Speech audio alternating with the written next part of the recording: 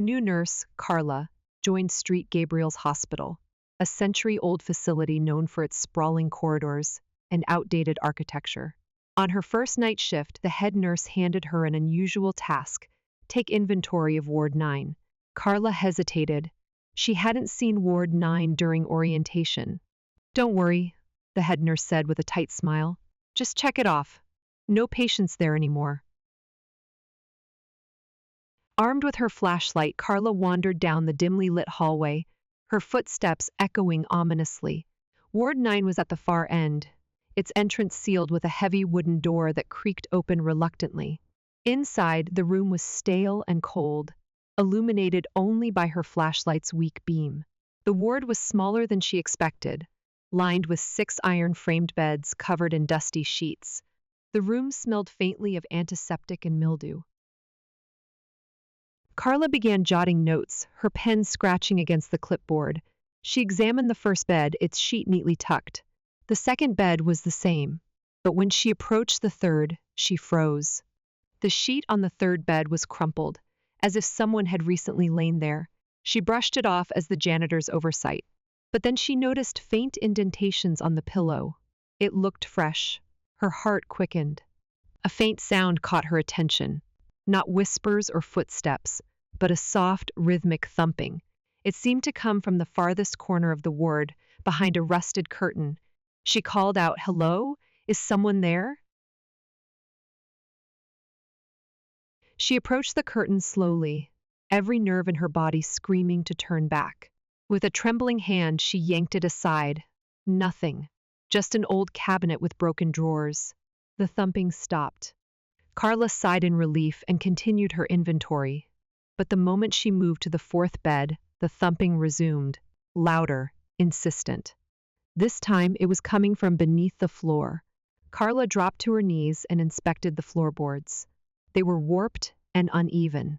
Pressing her ear against the wood, she heard it clearly, a heartbeat. "No, this can't be real," she whispered, pulling herself back up.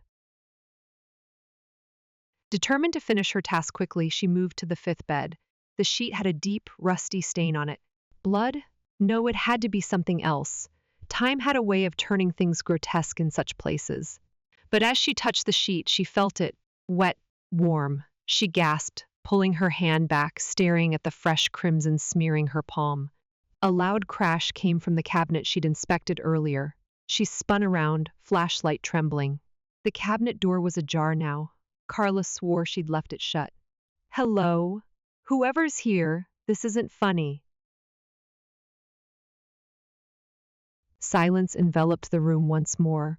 She stepped closer to the cabinet, her pulse racing. She swung the door open fully. Empty. Turning to leave, her flashlight flickered. When it came back on, she saw it. Every bed, including the ones she'd marked as untouched, now had someone lying in them. Their faces were hidden under sheets, but their forms were unmistakable. Thin, motionless bodies. Her knees buckled. She backed into the cabinet, unable to scream, her breath catching in her throat. Slowly, the sheet-covered forms began to sit up, their movements jerky, unnatural. A raspy voice broke the silence. "Why did you wake us?" The flashlight flickered again, and in that moment of darkness, Carla felt an icy grip on her arm. When the light steadied, she was alone. The ward was empty. When the head nurse found Carla hours later, she was curled up in the corner, whispering incoherently.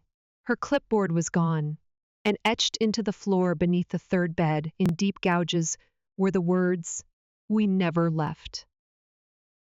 Horror is often about what isn't seen, letting the unknown gnaw at the edges of reason. The forgotten ward keeps the terror grounded, building suspense through subtle, horrifying discoveries. Let me know if you'd like it tweaked further.